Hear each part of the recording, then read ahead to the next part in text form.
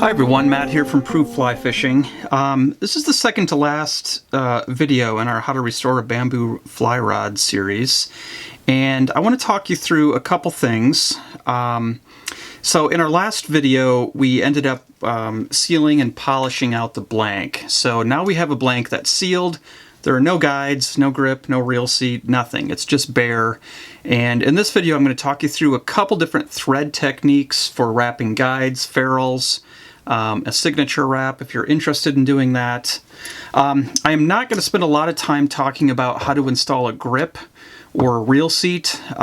If you check out some of our other videos linked on the site, either the how to make a graphite rod or how to make a fiberglass fly rod, we cover that in pretty good detail, and there's nothing particular about mounting a grip or a reel seat on a bamboo rod that's any different. So feel free to check those out.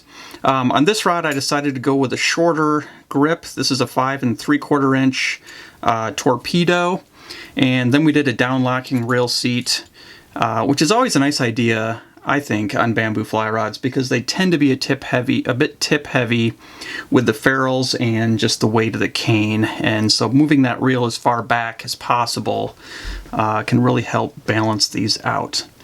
So let's see where to start. We're going to talk about these ferrule wraps first. And I'm going to show you one technique that can be kind of helpful if your ferrule has a little bit of a jump from the cane up to the metal.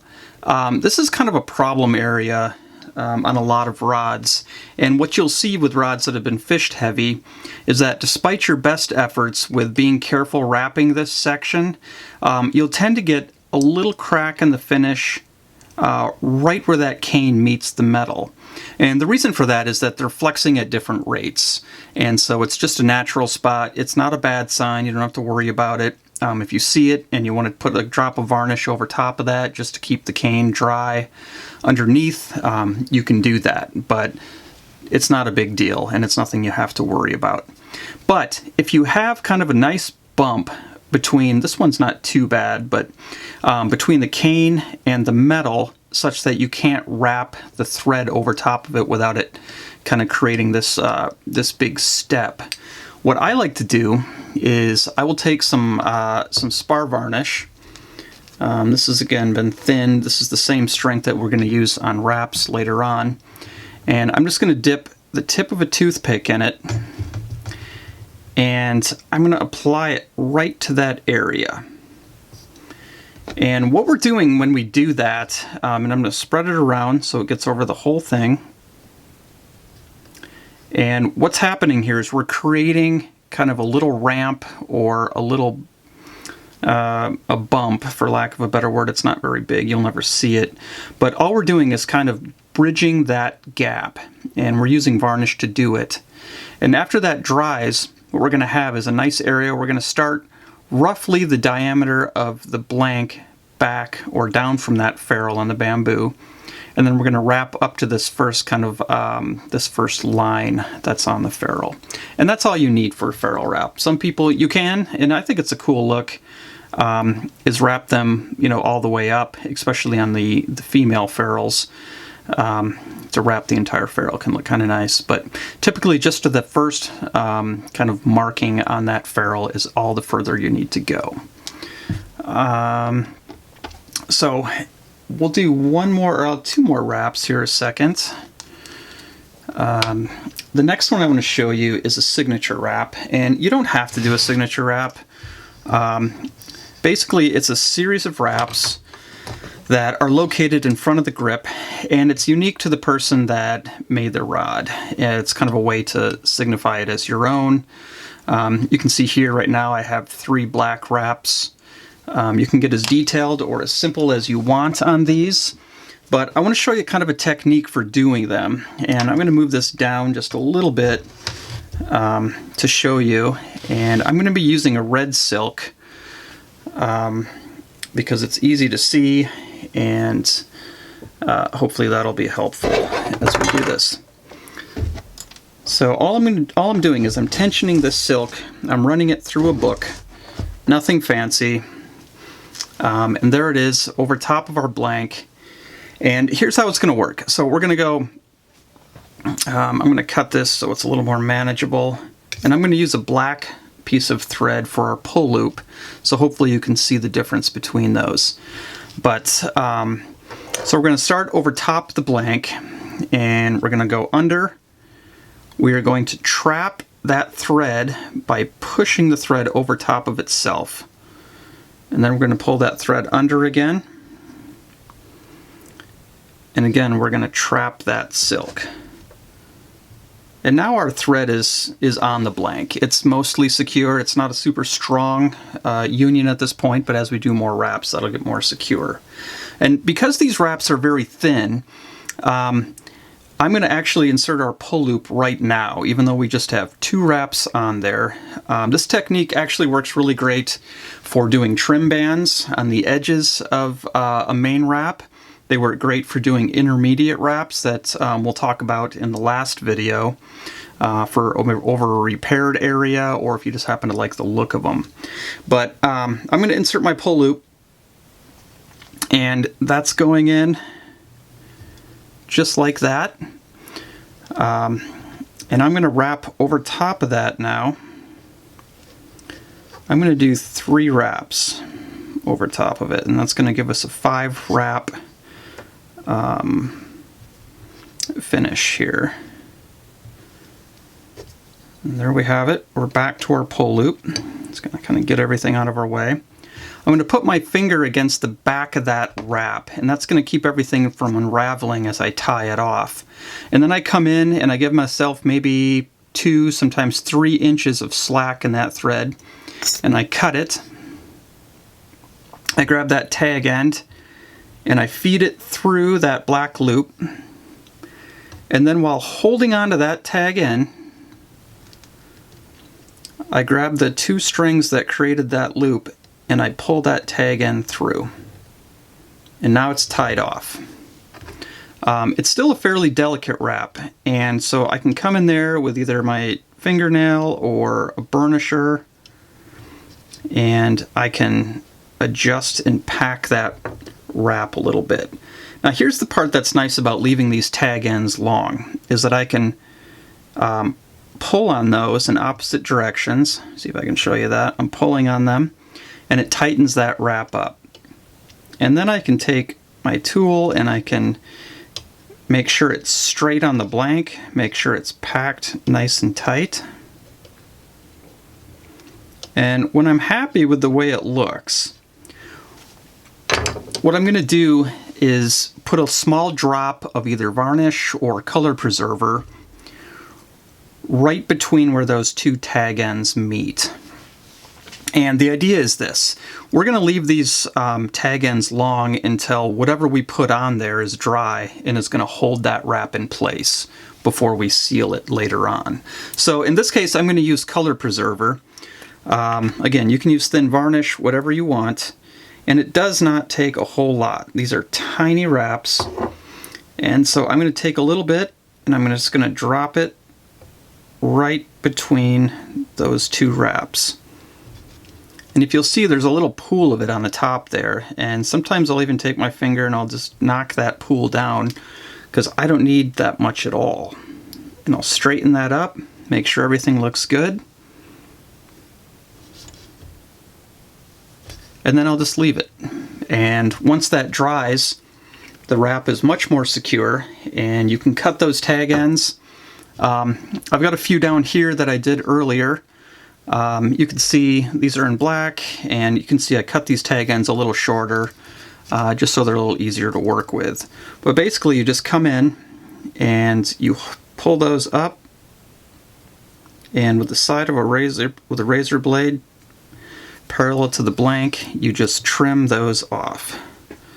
And I know that's a little difficult to see, but once you try it, the technique is pretty straightforward. You can see this first one here.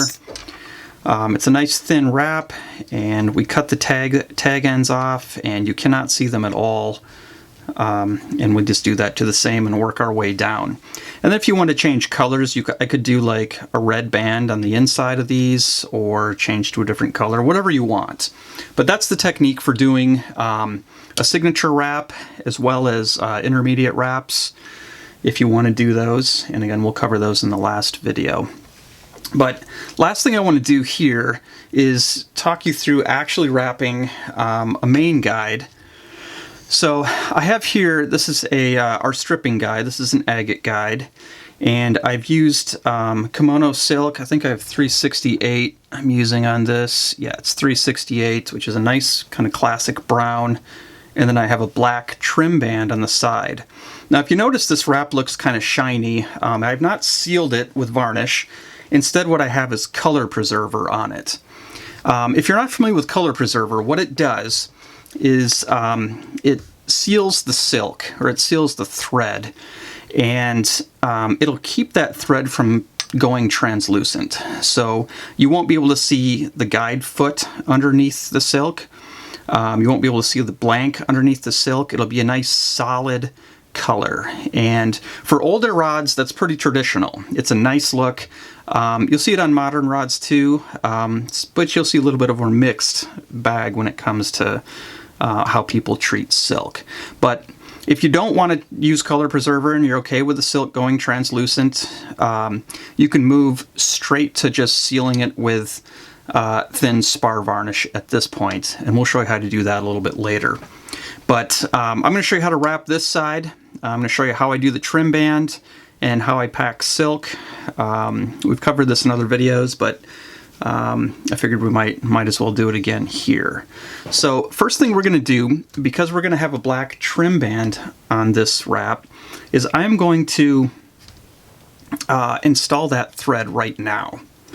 Now the reason I'm doing this is because I'm using color preserver, and I know that this wrap is going to be opaque, and so you won't see this tag end once it's sealed. So basically what I've done is I've secured that thread to the side of the blank using just a small piece of guide tape, and I've secured it over here as well, just so that it's a little less cumbersome when I start wrapping the main guide here. So, and once we get a few wraps in place and that thread is nice and secure, what I'll do is remove this tape and we'll trim this tag end so it's out of our way, and then I'll show you how to finish that. But so again, I've got my 368 silk here, and we're coming up over top of this blank, and I come just in front of that guide foot. I don't like to have too much room. I don't, it's just kind of a personal preference, but I don't like it to when there's like a huge gap that I'm filling between the tip of that guide foot and where the main color of the wrap starts. I like to start them as close as possible. Feel free to do that different if you want, but that's just how I do them.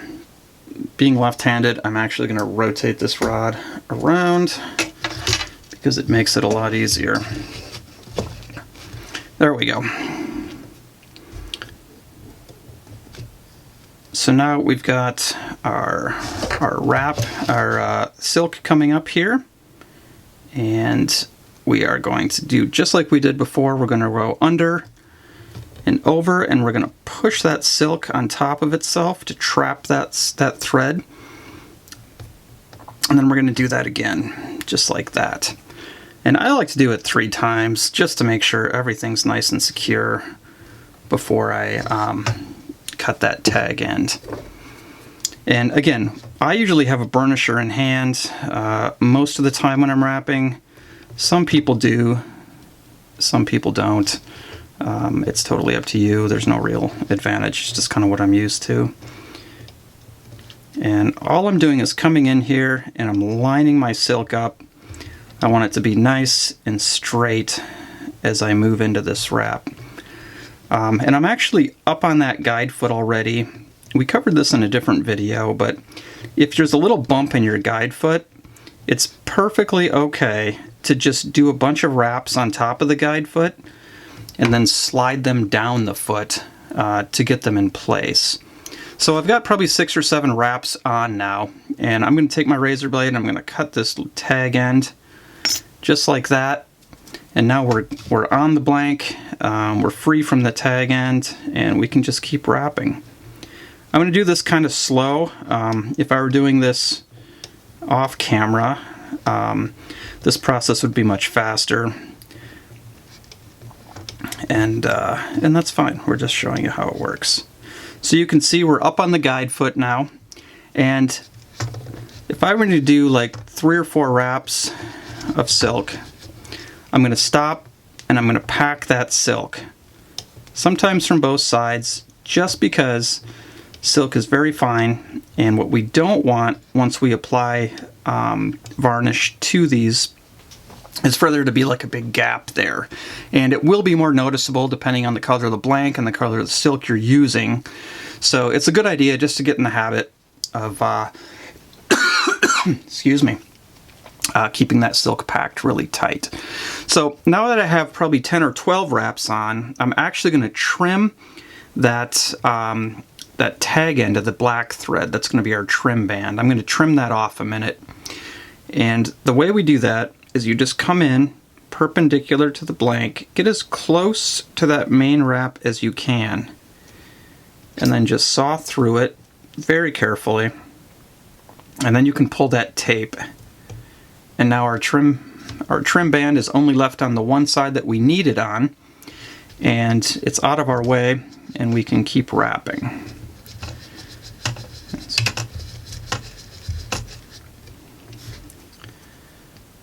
Again, we'll come in there, and once you get a little more accustomed to wrapping with silk, you can actually do these wraps fairly quickly.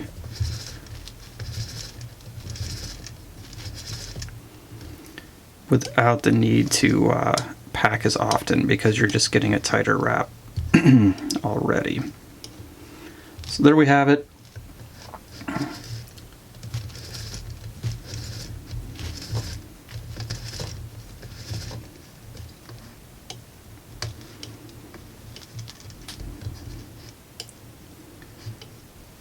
I am going to fast forward this a minute, just so that you don't have to watch me wrap the entire thing. And then we'll be back in just a minute, and I'll show you how to finish that trim band, and then I'll show you how we're going to seal it with color preserver. Okay, we are back. So we have our main wrap on now, and that's been tied off. Again, if you're new to wrapping guides, check out some of our other tutorials, and if you have a question about how to tie that off or working with silk in general.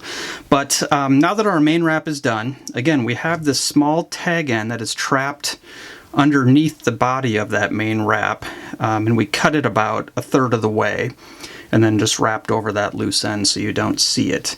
But the technique, I'm going to do a 4-turn trim band, which is traditional for a bamboo rod.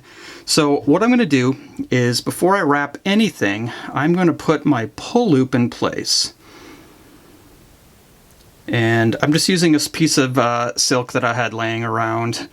So that pull loop is now in place, and I'm just going to hold it with my finger just like that. See if you can see that.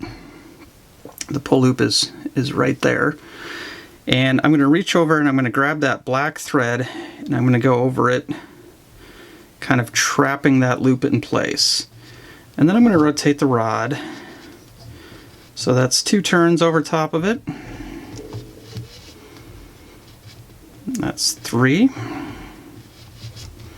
And you'll notice how loose those are. Don't worry too much about that. That's 4.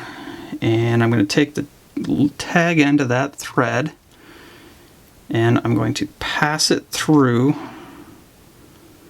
that pull loop just like that. Reach back and hold that tight while I pull that loop and the tag end through itself, just like that. Now, before we do any trimming, we're going to take, again, either your fingernail or a burnishing tool, and we're going to pack everything into place. And you can kind of give that tag end a little bit of tug if you need to, just to tighten everything up. It's a very small wrap, which makes it a fairly delicate wrap. But there we have it. 4-turn trim wrap right on the end. And then if you want, you can come in and you can leave that just like it is. And we can treat that just like the signature wrap. You can leave that tag end if you're concerned about it coming loose on you. It's totally up to you, and it kind of depends on how tight you are able to wrap that. But what I want to show you now is color preserver. And I feel like silk and color preserver is one of those topics that there's 100 different opinions on. And people love it and people hate it because I've had mixed results. But a couple basics. There are specific color preservers used for working with silk. The most popular, I think, right now is Ailes Color Preserver or Ailes Color Right. I don't think there's anything particularly special about it. It does work well.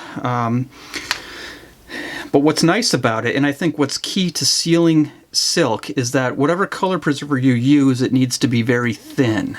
So if you're using a thicker one and you know what it's roughly made out of, or if the instructions say you can thin it with water or alcohol, do that. You want it to be roughly the consistency of water when it goes on.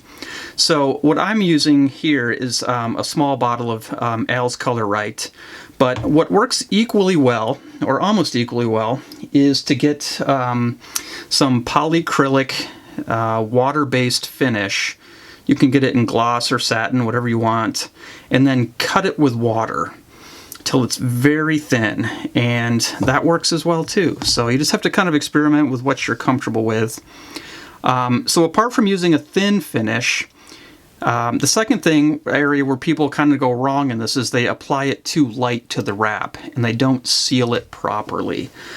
Silk, being a natural protein fiber, is going to absorb a lot more than nylon, and it's also going to be a little more finicky than nylon if it's not sealed properly. It'll wick finish through itself, and we want to stop that with the color preserver. So I'm just using a small disposable brush here, and you're going to see how heavy I put this on at first. I put it on to the point where it's almost dripping off that rod, and I'm sealing the whole thing.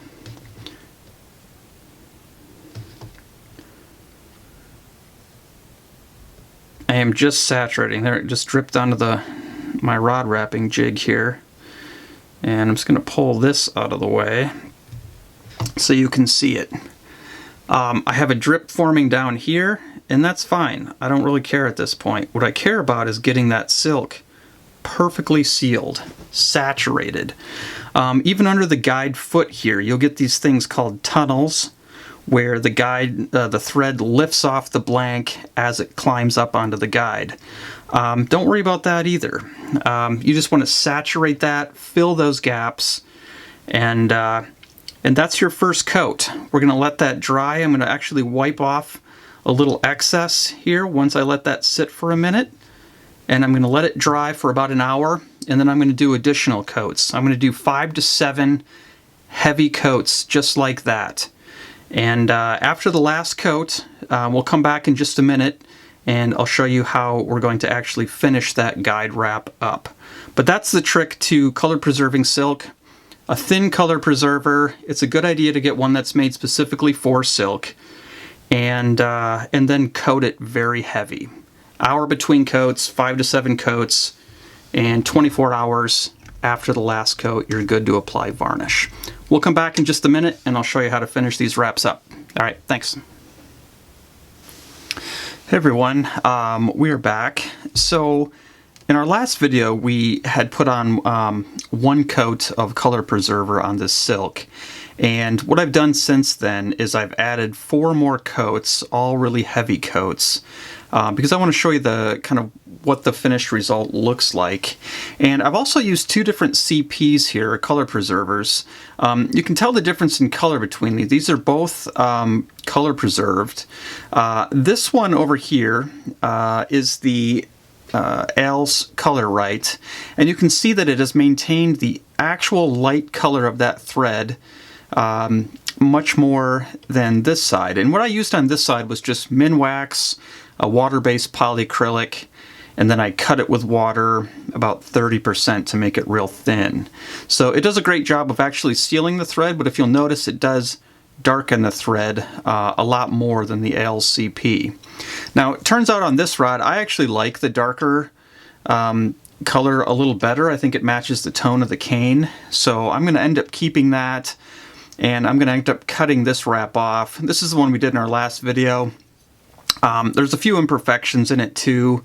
It's always difficult when you're shooting a video to kind of get all the little details right and also show how to do things. So this wrap's coming off, and I'm going to redo it, and I'm going to seal it with the polyacrylic so it matches this side. But I'm going to walk you through how to apply varnish to this, and then I'm going to show you a signature wrap that I did earlier.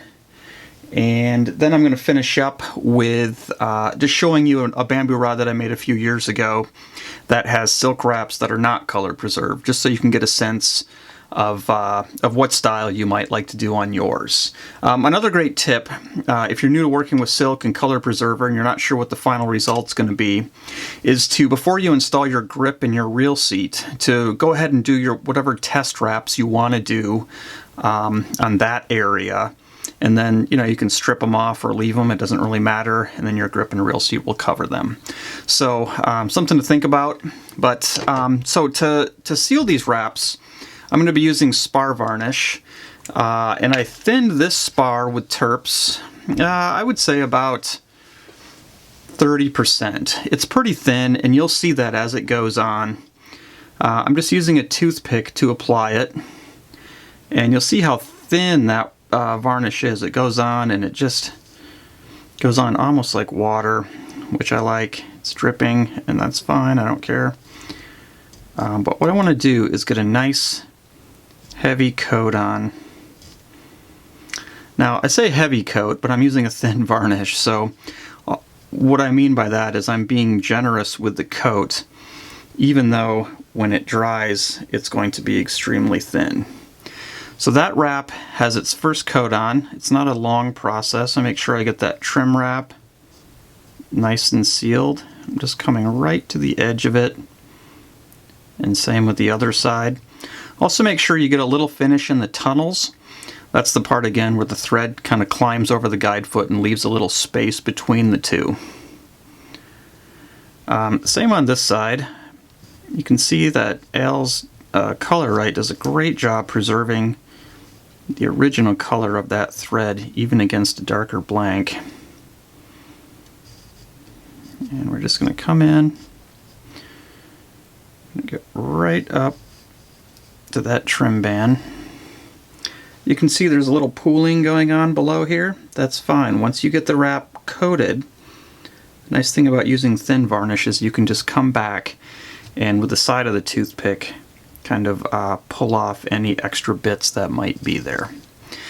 These wraps will improve in the way they look and the way they feel with additional coats. So depending on how much you've thinned your varnish, humidity, temperature, it might take 2, sometimes 4 hours for those wraps to be, for that varnish to be hard enough to apply a second coat. I'm going to flip this over a sec, and I'm going to show you a signature wrap that I was working on earlier. There we go. Now this one, because I wanted the black, you don't really have to seal with color preserver. It just tends to show up great no matter what. But this red you certainly do, and I used ALCP on this because I wanted it to be nice and bright. It's a pretty dark rod overall, and I've used darker wraps on it. I have a darker wood insert on the reel seat, and I wanted just a very small pop of color. So to get with signature wraps, because they're so small, you can either do them very delicately, kind of one at a time, rotating that rod as you go.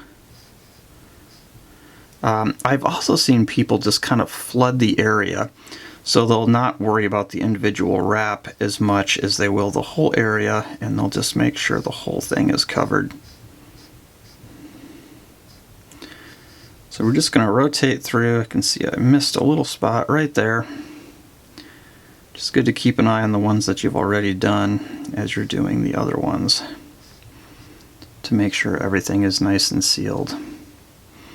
But you can see that that color preserver has done a great job keeping that red silk nice and bright, even against a darker blank.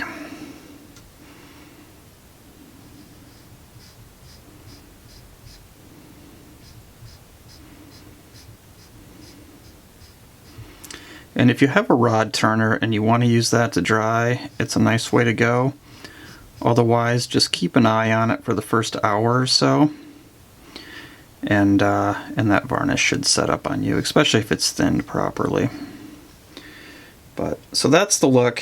And then if I wanted to come in, if I didn't like the space between those guides, like I said, we can just kind of lightly flood the area between those wraps with a very thin layer of varnish, just to smooth everything out. And again, we want to make sure we're not getting any varnish dripping, and then with subsequent coats we'll clean up the edges of these wraps just a little bit so everything looks nice and uniform. Now if you remember when we polished out the blank with the rotten stone, what you're going to have is a satin blank, and then the varnish is going to dry in a clear, glossy finish. If you want everything to be the same, or if maybe you just want the signature wrap to be the same, or the ferrule wraps, what you can do is give that varnish a good 2 weeks to fully harden, and then you can very lightly buff it out with that rotten stone, and it'll take on a more satin look. But it's kind of a personal preference. And as far as the number of coats you need, if you're using silk, you'll need less coats because it's much thinner than nylon. And I usually do 3 coats. Each coat is cut the same amount, 30%, with terps. Some people like to do full strength coat for the first one just to kind of fill in the space between the individual silk wraps. It's a little faster method to do it, but and then they'll switch to a thinner varnish to finish it off, so you get a nice clean finish. But I want to show you a couple wraps here. This is a rod I built a few years ago, and this has the same silk as the last rod, different color. We've got a gold and like a red. But if you can see, I did not use any color preserver on it, and you can see the guide foot through it, and you can actually see the cane, the lines in the cane, the bamboo, through the silk itself. I think it's kind of a cool look. This one has double trim bands, and yeah, it's just a different way to do it. Depending on what rod I'm working on, I might, I'll switch equally between the two. So, well, that's pretty much it for the video. We have one more video left. In the last video, we are going to show you, this is based on a question that we received through email, how to fix a rod section that has become delaminated. So we'll walk you through that repair, and that'll be that. But good luck on restoring your rods. If you have any questions, please feel free to give me a call or send me an email or a text, and I'll do my best to walk you through that. And if we get enough questions on a certain topic, then I'm happy to do another video to demonstrate another technique. So thank you for watching.